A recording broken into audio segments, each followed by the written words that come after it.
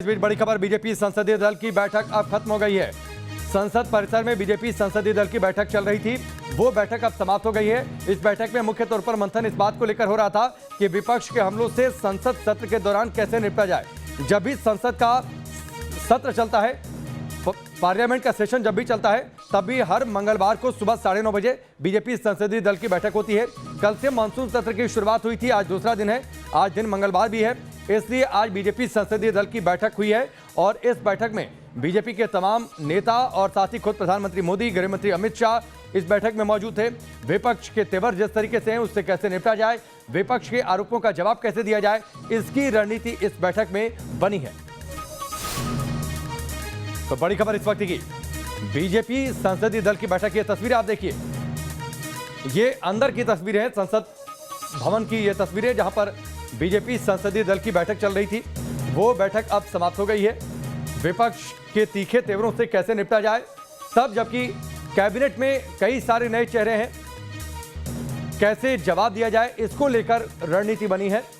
आज संसद का मानसून सत्र का दूसरा दिन है, अभी लंबा सेशन चलना है। विकास चंद्र हमारे साथ जुड़ चुके हैं, सीधे हम रुक करते हैं। विकास, बैठक समाप्त हो गई है और अब तक 20 मिनट बाद आज संसद का सेशन भी शुरू हो जाएगा। जी बिल्कुल, बीजेपी पार्लियामेंट्री पार्टी की बैठक अब से थोड़ी देर पहले समाप्त हो गई है और बैठक में विस्तार से जो अभी तक जानकारी मिली है उसके मुताबिक प्रधानमंत्री ने सदन में क्या सांसदों का व्यवहार होना चाहिए, किस मुद्दे को उठाना है, किस पे बोलना है और कहाँ चुकाना है, उसकी पूरी घूंटी पिलाई है। साथ ही उन्होंने जो कोरोना के खिलाफ जो वैक्सीन का अभियान चला है उससे उन्होंने अपने सांसदों से कहा कि वो जोर शोर से इस अभियान को अपने अपने क्षेत्र में चलाएं और कहीं भी कोई कोताही न करें। देखिए, बैठक में क्या कुछ चर्चा हुई है, क्या रणनीति बनी है, इसका अभी खुलासा तो नहीं हुआ है, थोड़ी देर में उसकी भी जानकारी मिल जाएगी कि खासतौर पर सदन के अंदर जो हंगामा अगर होता है, सरकार के खिलाफ जो विपक्ष ने तैयारी कर रखी है, तो उसमें बीजेपी ने क्या रणनीति बनाई है। हालांकि अपने जो मुझे जानकारी मिली है कि सभी सांसदों से कहा गया है कि सदन में वो डटे रहें और जो भी मुद्दे उठे उस पर तर्कसंगत तरीके से वो उठ करके अपनी बात करें।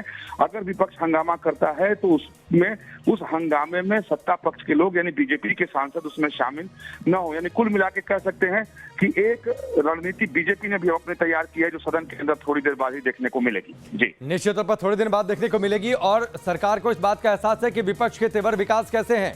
और उसके साथ ही चलिए, इस बीच एक और बड़ी खबर आ रही है।